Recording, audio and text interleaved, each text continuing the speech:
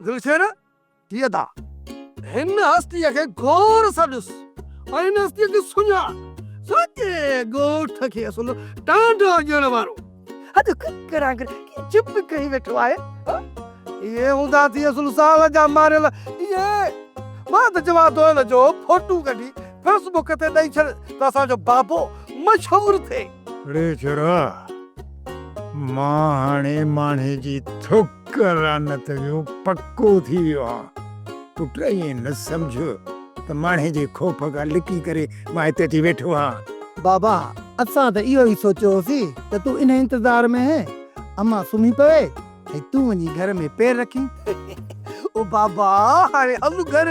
ओ माने असां निंड न पई हूंदी असुल को घरनि में हूंदी इन जे करे चवाई तो देर न कर हलु वारो थी बची वेंदी हाणे अरे माणे जो हाणे मूंखे कंहिं बि क़िस्म जो ख़ौफ़ कोन्हे ख़बर थी मूंखे कहिड़ो ख़ौफ़ आहे ख़ौफ़ इहो आहे त ॻाल्हि हाणे ज़ाहिर थी पई आहे बसि बाबा हाणे तुंहिंजो पीउ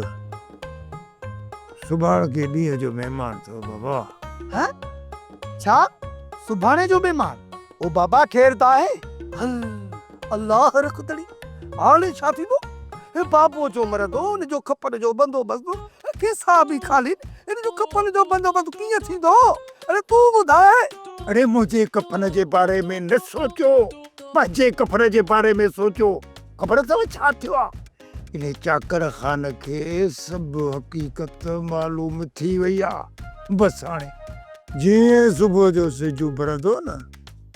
जीअं सिज उभरंदो ई मस त हुन जा माण्हू अची असांखे मथां कड़कंदा अब आपो तो जल्दी कर अॼु ई राति ही घर छॾे हलिया था हलूं किथे मारिजी न वञूं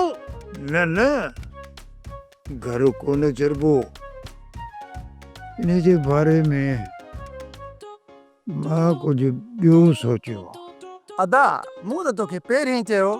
जॾहिं असांजे मथां ॾुखियो वक़्तु आयो त बाबा उन जो इल्ज़ाम पाण ते खणंदो ऐं असांखे तकलीफ़ ई कोन ॾींदो अरे वाइड़ा इहो वात पंहिंजो न पट पहिरीं मुंहिंजी ॻाल्हि गौर सां ॿुध खुदा कसो बाबा सही त तूं असांजे लाइ भलो सोचींदो हूंदे बाबा हमेशह छा सॼी उमिरि जे लाइ तव्हां सभिनी जे लाइ सुठो ई सोचियो आहे हाणे हिकिड़ो तव्हां कमु कजो जीअं ई चाकर ख़ान सुबुह जो घर पहुचे न त तव्हां ॿई ॼणा वञी पेरनि ते किरी पजोसि वठी दाहूं कजो चइजोसि बाबे असांखे घणो